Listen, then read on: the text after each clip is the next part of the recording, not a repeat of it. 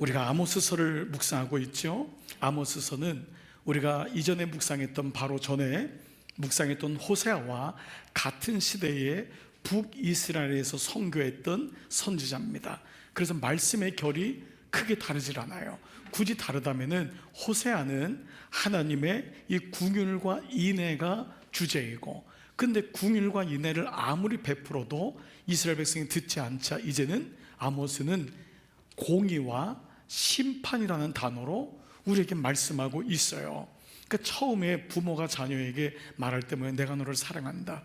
그런데 계속 얘기 안 들으면 어떡하죠? 어떨 때는 으름장을 놓기도 하는 거잖아요. 너 이러면 안 된다. 너 이러면 안 된다. 거기에 대한 말씀이 바로 공의와 심판으로 나오는 것인데, 한마디로 요약하면 호세아도 아모스도 돌아오랍니다. 돌아오라. 그 돌아오라는 게 메시지인데, 오늘 여러분 이미 말씀을 6절부터 11절에도 묵상 읽으면서 여러분 밑줄을 아마 그으신 분이 있겠지만 매 절마다 반복되는 구절이 있어요. 그게 뭐냐 하면 너희가 내게로 돌아오지 아니하였다. 자, 이게 5절부터 11절까지 5번이나 나오는데요. 먼저 한번 5절 한번 볼까요? 6절 다 같이 6절 시작. 또 내가 너희 모든 성읍에서 너희 일을 깨끗하게 하며 너희의 각 처소에서 양식이 떨어지게 하였으나 너희가 내게로 돌아오지 아니하였느니라. 여호와의 말씀이니라. 자, 이 말씀이요 8절 9절 10절에도 반복돼요. 계속 상황이 이렇게 악한데도 이런데도 너희가 안 돌아오냐? 그러면서 11절에 뭐라고 하죠? 내가 너희 중에 성을 무너뜨리기를 하나님인 내가 소돔과 고모라를 무너뜨린 같이 하였으므로 이렇게 나라의 위기가 온 거예요. 어려움이 왔는데 너희가 불붙은 가운데서 빼낸 나무 조각같이 되었는데도 너희가 내게로 돌아오지 아니하였다. 이게 지금 말씀이 내용이죠. 자, 오늘의 말씀을 좀 더 구체적으로 여러분께 한번 질문 드려볼게요. 왜 돌아오지 않았을까요? 왜 돌아오지 않았을까요? 이유가 여러 가지 있을 거예요. 그런데 오늘 그 말씀을 묵상했으면 좋겠어요. 지난주에 우리 호세아를 통해서 지로에 같은 너 야곱이 헛된 것에 자꾸 빠지는 거예요. 그래서 4장부터 12장, 13장에 나오는 게 뭐죠? 4가지 헛된 것이 있다고 했는데 첫 번째가 뭐였죠? 헛된 투자. 하나님께 투자하지 않고 자꾸 그냥 물질, 자꾸 세상에 헛된 거 투자하는 거예요. 두 번째가 뭐죠? 헛된 자랑. 그걸 자꾸 자랑하고 싶은 거예요. 세 번째가 뭐죠?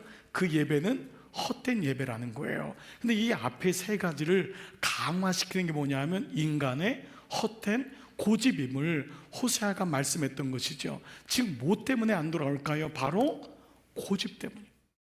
자, 그래서 오늘 본문을 통해 우리는 이 고집을 해결하는 2가지 전략에 대한 말씀으로 은혜를 나누기를 원합니다. 자, 먼저 우리가 왜 고집을 내려놓지 못할까? 왜 이게 아닌 줄 알면서도 미안해 라고 하는 한마디가 죽기보다도 어려울까? 부부 사이에 그냥 여보 미안해 이거 한마디면 풀리는데 이게 30년 걸리는 거예요. 그렇게 어려운 거예요. 아이들한테 부모가 내가 미안했다 이 말 한마디면 아이들은 알아듣는데, 근데 아이들도 때로는 아빠 미안해 이 말이 너무 어려운 거예요. 그 서로는 우리 계속 갈등을 쌓이는 것을 보게 되잖아요. 자, 보세요. 우리가 이 이유가 뭐냐? 왜 고집을 내려놓지 않아서냐? 바로 인정을 하지 않아서라는 거예요. 나에 대해서도 인정이 안 되고 그런 너에 대해서 내가 인정하고 싶지 않아요. 내가 너한테 미안하다는 얘기를 굳이 할 이유가 있을까라는 거죠. 여러분, 이 아모스의 1장에는요 이방 민족의 죄를 주님이 폭로해요. 다메섹, 가사, 두로, 에돔, 암몬, 모압 이걸 폭로하니까 이스라엘 백성들은 뭐라 하죠? 박수 치는 거예요. 그놈들 죽일 놈이라고, 잘했다고, 아모스 당신 잘했다고. 근데 2장에서 뭐를 폭로하죠? 남유다, 예루살렘에 있는 유다의 죄를 서너 가지 죄가 있으니 폭로해요. 또 박수를 쳤을 거예요. 유다 그놈들도 나쁜 놈이라고. 그런데 2장 6절에 여호와께서 이와 같이 말씀하시되 뭐라 그러죠? 이스라엘, 북이스라엘 너희의 서너 가지 죄로 말미암아 내가 그 벌을 용서하지 않을 거다 라고 말씀합니다. 왜 그러죠? 너나 다른 민족이 다를 바가 없다. 근데 이렇게 말씀했는데도 북이스라엘은 돌아오질 않아요. 아모스는 이스라엘이 멸망하는 걸 눈으로 목도합니다. 왜 그럴까요? 인정이 되지 않기 때문에 그렇습니다. 그래서 첫 번째, 우리의 고집, 이 영적인 문제를 해결하는 첫 번째 전략은 바로 가로, 무엇하는 것일까요? 인정하는 것입니다. 인정하는 것입니다. 이것이 왜 전략일까요? 마귀는 절대 인정을 하지 못하게 합니다. 그 사람의 문제예요. 교회가 문제예요. 목사님의 문제예요. 물론 우리는 여러 가지 문제를 지적할 수가 있습니다. 그러나 인정하는 것은 나를 먼저 보는 것입니다. 여기서부터 가야지만이 하나님의 역사가 일어나는데, 우리는 인정하기보다는 서로가 떠밀리고 투사할 때가 많이 있습니다. 그런데 인정이 될 때 비로소 하나님과의 동행이 시작돼요. 내가 인정이 안 되면 내 힘으로 살게 되거든요. 그러면 하나님을 믿지만 하나님이 추상적이 됩니다. 그런데 내가 나를 인정하고 내 실력을 인정하고 나의 약함, 죄성, 내가 결국 해봤자 이것밖에 아니구나 라는 걸 인정하게 되면 주님의 도우심이 필요하게 되는 거예요. 그때 주님과 동행해요. 말씀을 묵상하고 묵상하지 않는 건 의지의 문제가 아닙니다. 습관의 문제가 아니고 그건 다음 문제예요. 말씀이 필요하기 때문에 말씀을 보는 거예요. 근데 어떤 분은 미안하지만 말씀이 안 보는 이유는 사실은요, 말씀이 필요하지 않기 때문에 그래요. 여러분이 말씀 위에 있기 때문에 그래요. 내가 잘할 수 있다고 생각하는 거예요. 근데 내가 인정하면은 하나님과의 동행이 자연스럽게 이루어져요. 말씀 없으면 살 수가 없구나. 기도는 시간이 있고 없고의 문제가 아니에요. 기도를 안 하는 것은 내가 다른 일로 인하여 기도의 시간을 메꿀 수 있다고 하는 생각이 내 안에 잠재되어 있는 거예요.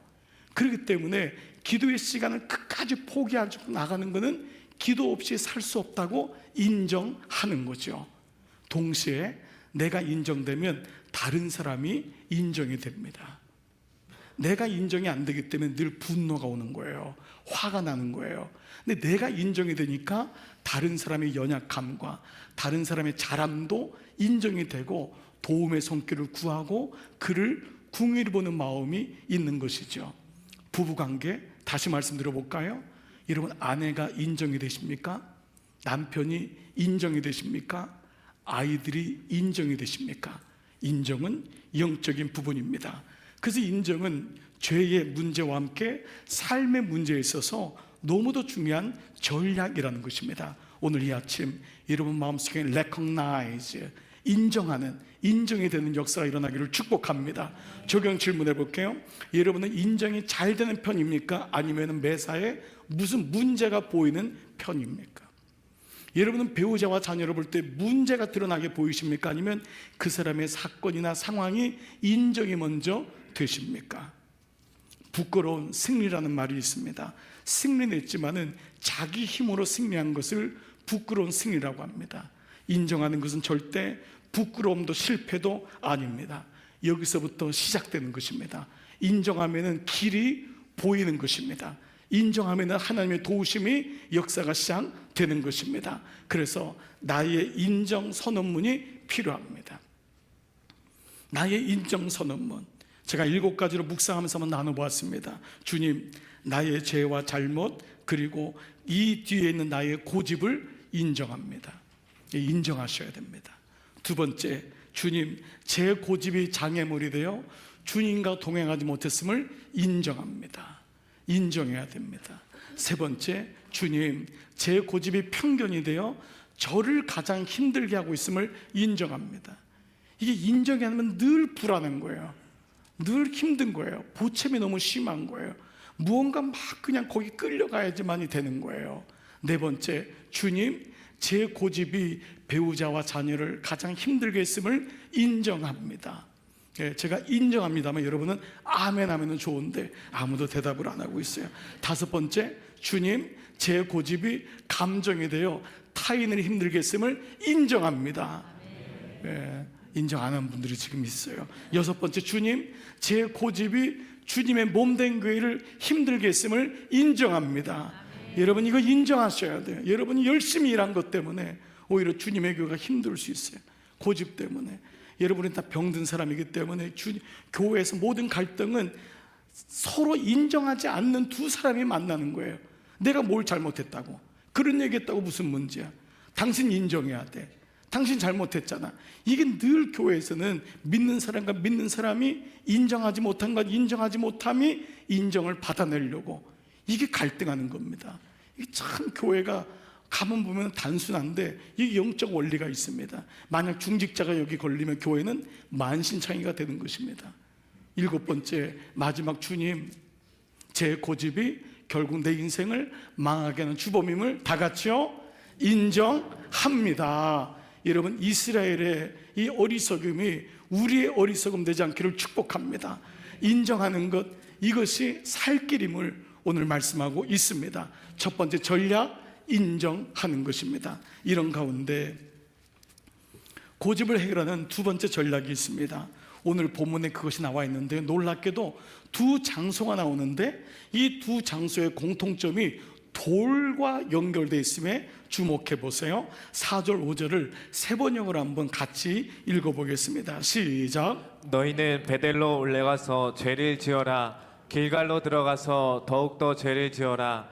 아침마다 희생제물을 바치고 사흘마다 11조를 바쳐 보아라. 또 누룩 넣은 빵을 감사제물로 불살라 바치고 큰 소리로 알리면서 자원제물을 드려보아라. 이스라엘 자손아, 바로 이런 것들이 너희가 좋아하는 것이 아니냐. 주 하나님이 하신 말씀이다. 여러분, 아주 대단히 역설적인 말씀이에요. 너희들 그렇게 살아. 네 마음대로 살아. 베델에 가서, 그 베델이 뭐예요? 예배가 있는, 예배당이 있는 곳인데 그 베델에 가서 죄져. 길갈에 가서 더 죄져. 그러면서 11조를 드려봐. 그러면서 선한 일을 해봐. 매일마다 감사한다고 입으로 고백해봐. 그렇게 해봐라. 이게 너희가 좋아하는 것 아니냐라는 것입니다. 그런데 이 역설적인 의미의 두 장소가 나오죠. 첫 번째는 베델이고 두 번째는 길갈입니다. 이 두 장소는 이스라엘에게 있어서 구속사적으로 너무도 중요한 두 장소입니다. 첫 번째, 베델. 베델은 바로 이스라엘의 영적인 그 아버지, 국부인 야곱이 아버지와 형 에서를 속이고 삼촌 라반의 집으로 도망갔을 때 거기서 일어났던 일이 베델입니다. 자, 이 베델에 대한 말씀이 창세기 28장 10절, 야곱이 부엘세바에서 떠나 하란으로 향하여 가더니 한 곳에 이르러서는 해가 진지라. 거기 유숙하려고 그곳에 한 돌을 가져다가 베개를 삼고 거기 누웠어요. 어떤 환상이 보이죠? 꿈에 사닥다리가 하늘과 땅으로 이어졌는데 천사가 오르락내리락 그러는 거예요. 그 꿈에서 너무 두려운 거예요. 하나님이 여기 계시구나. 너무 하나님의 임재를 느낀 거예요. 너무 외롭고 힘들고 광야에서 아무도 없고 부모 떠나고 나는 이제 죽어야 되나 이러고 있는데, 그때 28장 18절에 야곱이 아침에 일찍 일어나 꿈을 꾼 거예요. 환상 본 다음에 베개로 삼았던 돌을 가져다가 기둥으로 세우고, 돌을 거꾸로 세웠겠죠. 그 위에 어머니가 주신 기름을 붓고 그 이름을 뭐라고 했죠? 벳엘. 벳, 이스라엘 말의 베들레헴의 똑같은 말인데 베드라는 말이 바로 집입니다. 이 영어로 침대라는 말로 왔지만은 베드라는 말이 집이에요. 엘이 하나님입니다. 지금 뭐냐면 하나님의 집이라는 단어예요. 하나님의 집은 아무나 들어와서 예배를 드릴 수 있는 것 같지만 그렇지 않습니다. 베델의 하나님, 그 하나님이 어떤 하나님인지를 고백하고 깨닫는 사람만이 예배를 드리는 것입니다. 대통령도 총리도 국회의원도 누구든지 들어와서 예배를 드릴 수 있다고 하지만 그렇지 않습니다. 그는 교회에 들어오는 것입니다. 하나님의 집임을 깨닫는 자는 돌을 세우는 자예요. 하나님이 지금까지 인도하셨구나. 그 베델에서 야곱이 돌에다 기름을 붓고 자신의 인생의 10의 1을 주님께 드리고, 그리고 하나님을 예배하겠다는 고백을 하죠. 그때 세운 게 바로 베델의 돌이었어요. 근데 그 돌이 우상숭배의 돌 무더기가 된 거예요. 그 베델이 우상숭배의 돌 무더기가 된 거예요. 하나님 없는 베델이 된 것입니다. 그 베델에서 모든 죄를 다 짓고 있는 거예요. 그래서 오늘 말씀에 베델에 가서 죄를 져라, 길갈에 가서 더 죄를 져라, 그 베델이 죄 짓는 장소가 되었음을 말씀하고 있죠. 또 하나의 장소는 어디죠? 길갈입니다. 이 길갈은 홍해를 건넌 다음에 요단강 앞에서 가나안 땅을 목전에 둘 때 요단강이 있는 거예요. 모맥 시절에 보리 추수 때에 너무 요단강이 넘실대는데 그 요단강은 홍해처럼 갈리지 않았어요. 너가 먼저 믿음으로 발을 내디뎌라, 발을 내디디라고 했어요. 그때 요단강이 하나님의 은혜로 갈라진 거예요. 모든 이스라엘 백성이 감동으로 요단강을 건넜을 때 하나님이 이것을 잊지 않기 위해서 출애굽이 완전히 이루어진 거예요. 그때 이스라엘의 종되었던 종의 수치를 가려주겠다. 너희는 이제 종이 아니고 내 자녀다. 너희는 제사장 나라로 내가 너를 세울 거다. 이것이 바로 요단강의 길갈에서 세워졌는데, 여호수아 4장 19절 첫째 달 10일에 백성이 요단에서 올라와 여리고 동쪽 경계를 진 길갈에 진침해 그 요단강의 첫 번째 경계인 길갈에 진쳤는데, 여호수아가 요단에서 가져온 그 12돌을 12지파의 대표들이 하나씩 가지고 와서 길갈에 세운 거예요. 원으로 만드는 거예요. 그래서 이 돌을 통해서 뭐죠? 하나님이 어떻게 도우셨는지를. 그래서 그 다음 구절에 보면은 이렇게 나와 있어요. 보세요. 이스라엘 자손들에게 말하여 이르되 후일에 너희의 자손들이 그들의 아버지에게 묻기를 아버지 이 돌들이 뭐해요?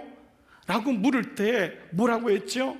너희는 너희의 자손에게 알게 하여 이르기를 이스라엘이 마른 땅을 밟고 이 요단을 건넜음이니라. 출애굽한 거, 구원시킨 거 너희의 재주와 능력이 아니라 내가 너희로 요단강을 가르게 했다라는 말씀을 길갈의 돌을 통해서 알게 했다는 것이에요. 그래서 이 길갈의 뜻이 뭐냐 하면 수치를 굴러가게 하다 뜻이에요. 수치를 없애주다는 말이에요. 길갈의 뜻이 애굽에서 종살이하면서 그렇게 비굴하게 살고 눈치 보고 살았던 너희가 아니라 이제는 내가 너희를 나의 자녀로 불렀기 때문에 너희의 지난 시간의 수치, 이것은 어떤 누구에게도 이제는 부끄러움이 되지 않는다. 너희의 수치를 굴러가게 했다라는 말씀이죠. 이 길갈이 얼마나 중요한지요. 여호수아에만 39번이 나와요. 이 길갈을 잊지 말라는 거예요. 하나님이 우리의 수치를 긍휼히 여기셔서 수치를 잊지 않고 수치를 가려주셨음을 잊지 않게 하려고 친히 돌을 세워 경계를 삼아 주신 것입니다. 자, 그렇다면 두 번째, 고집을 해결하는 두 번째 전략이, 첫 번째가 인정하는 것이라면 무엇에 돌을 세우라? 경계에 돌을 세우라는 것입니다. 지난주의 말씀과 연결될 수 있습니다. 이스라엘 백성에게는 담이 없는 거예요. 울타리가 없는 거예요. 경계가 없는 거예요. 그래서 오늘 길갈에도 요단 동쪽 경계 길갈에 단어에 이미 뉘앙스를 주는 거예요. 이스라엘 백성이 앞으로 가나안에 들어가면 경계를 세워야 되는 거예요. 그것이 없으면 너희가 무너진다는 거예요. 고집은 내가 컨트롤할 수 있는 것이 아닙니다. 내가 이때 화내고 이때 화 안 내고 아닙니다. 얼마든지 불쑥불쑥 나옵니다. 그래서 그 사람을 깔고 뭉기고 고집 피우고 아니면 됐지 뭐, 이게 우리 인생을 다 망가지게 만드는 것입니다.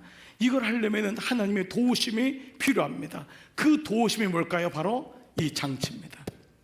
이겁니다. 이 장치가 없으면 그리스도인이 아닙니다. 말씀이 없으면 그리스도인이 아닙니다. 수많은 사람이 주일날 교회를 간다고 다 그리스도인이라고 얘기하면 안 됩니다.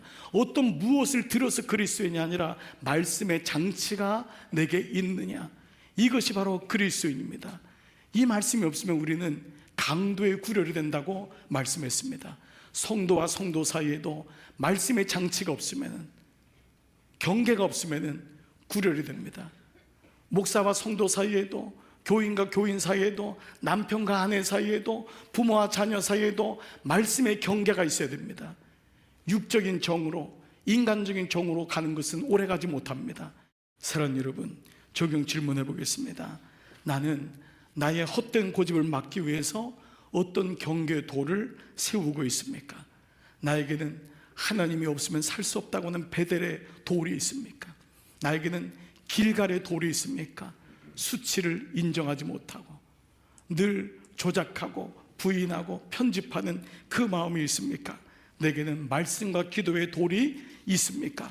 부단히 여러분 안에 이 말씀과 은혜의 돌이 세워지기를 축복합니다. 오늘 말씀을 마무리해 볼게요. 이 경계의 돌을 잘 세우는 사람을 가리켜 선한 청지기라고 합니다. 이 사람이 선한 청지기입니다. 청지기는 집사라고 합니다. 이런 의미에서 모든 사람은 목사도 집사요, 장로도 집사요, 권사도 집사인 것입니다. 모든 사람은 집을 지키는 사람입니다. 모든 사람은 하나님의 선한 청지기인 것입니다. 오늘부터 우리는 청지기 주일로 12월달 한 달을 이제 사역의 청지기, 이제 다음 주는 영적인 청지기, 기도의 청지기, 어떤 이런 부분으로 우리 스스로를 한번 돌아보려고 합니다.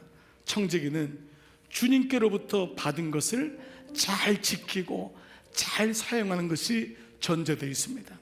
그러면 먼저 주님으로부터 왔음을 인정하는 것이 청지기의 첫 번째입니다.